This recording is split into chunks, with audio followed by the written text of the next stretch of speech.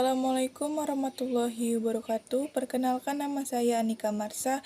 Saya dari kelas 10 ADP 3. Di video kali ini, saya akan menjelaskan materi tentang peralatan kearsipan. Peralatan kearsipan itu merupakan alat atau sarana yang digunakan dalam bidang kearsipan.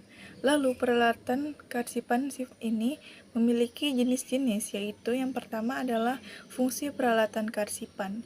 Fungsi dari peralatan kearsipan yaitu sebagai sarana penyimpanan arsip, sebagai alat bantu untuk mempermudah atau meringankan, dan sebagai alat pelindung arsip dari bahaya kerusakan, sehingga arsip ini menjadi tahan lama.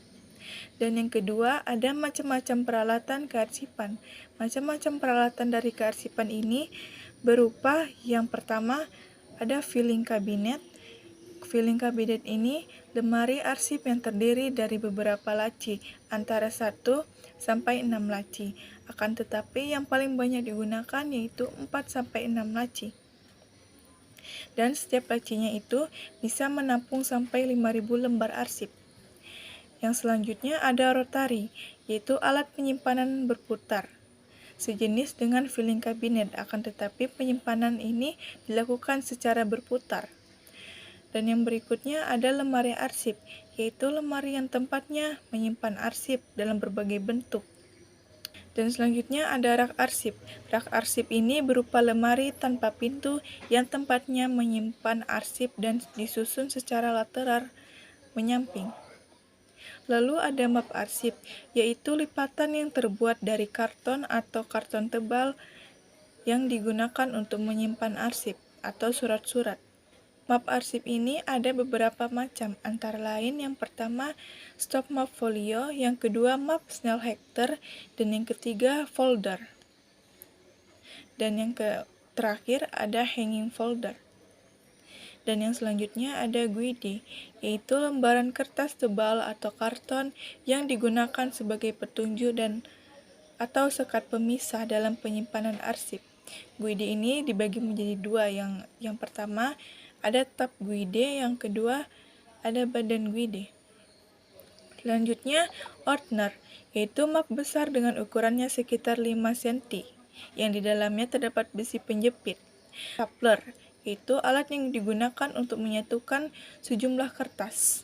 Lalu perforator, yaitu alat untuk melubangi kertas atau kartu. Dan yang berikutnya numerator, alat untuk membubuhkan nomor pada lembaran dokumen. Numerator ini dibedakan menjadi dua bagian. Yang pertama, numerator kecil yang angkanya kecil dan terdiri dari 4 sampai 6 digit.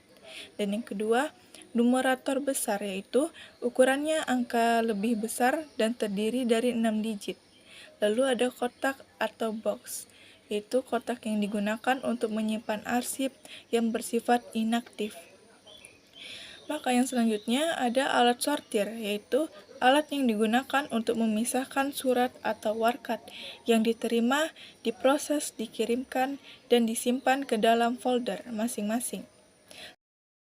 Selanjutnya ada label, yaitu alat yang digunakan untuk memberi judul pada map atau folder. Selanjutnya ada Tailor file, yaitu alat semacam kotak yang terbuat dari kayu atau besi baja untuk menyimpan arsip yang berbentuk kartu atau lembaran yang berukuran kecil. Selanjutnya ada kabinet, yaitu alat yang digunakan untuk menyimpan kartu indeks dengan menggunakan laci-laci. Selanjutnya ada rak atau laci kartu, yaitu laci-laci yang disusun secara teratur dalam rak dengan menyimpan kartu ukuran kecil yang disusun secara vertikal. Dan yang terakhir ada alat penyimpanan khusus, yaitu alat yang digunakan untuk menyimpan arsip dalam bentuk-bentuk yang khusus seperti flash disk, CD, dan kaset. Lalu yang berikutnya ada 3 istilah penting yang berkaitan dengan penyimpanan arsip. Adapun yang pertama, pengarsipan horizontal, yaitu penempatan atau penyimpanan arsip atau dokumen atau map dilakukan secara mendatar horizontal, dan dokumen saling bertumpu pada rak atau laci yang tidak terlalu dalam. Dan yang kedua, ada pengarsipan vertikal, yaitu penempatan atau penyimpanan arsip atau dokumen atau map yang dilakukan secara tegak, lurus, vertikal, di mana arsip ini disusun menderet ke belakang. Dan yang terakhir, pengarsipan lateral, yaitu penempatan atau penyimpanan arsip atau dokumen atau map dilakukan secara berdiri, lateral, di mana arsip disusun berderet menyamping. Penyimpanan arsip ini memiliki jenis-jenis. Yang pertama, ada arsip dinamis, yaitu arsip yang dipergunakan secara langsung. Dalam perencanaannya, arsip dinamis ini dibedakan menjadi 3. Yang pertama, ada arsip aktif, yaitu arsip yang dipergunakan secara terus-menerus. Yang kedua, ada arsip semi-aktif, yaitu arsip yang frekuensi penggunaannya sudah menurun. Dan yang ketiga, ada arsip inaktif, yaitu arsip dinamis yang sudah sangat jarang dipergunakan. Lalu berikutnya, yang kedua ada arsip statis, yaitu arsip yang tidak dipergunakan secara langsung untuk perencanaannya. Penyimpanan arsip ini terbagi menjadi 2 sistem. Yang pertama ada sistem abjad atau alphabetical filing system, yaitu merupakan sistem penataan berkasnya yang menggunakan metode penyusunan berdasarkan abjad secara berurutan dari A sampai dengan Z. Maka dari itu ada pun langkah-langkah dalam melakukannya. Penyimpanan sistem abjad adalah sebagai berikut. Yang pertama, penampungan, yang kedua penelitian, yang ketiga pengindeksan, yang keempat pengkodean, yang kelima penyortiran, dan yang keenam penyimpanan. Lalu yang kedua ada sistem nomor atau numerical filing system. Sistem ini merupakan sistem yang penyimpanan warkatnya berdasarkan kode nomor sebagai pengganti dari nama orang atau badan. Sekian penjelasan materi dari saya akhiri. Assalamualaikum warahmatullahi wabarakatuh.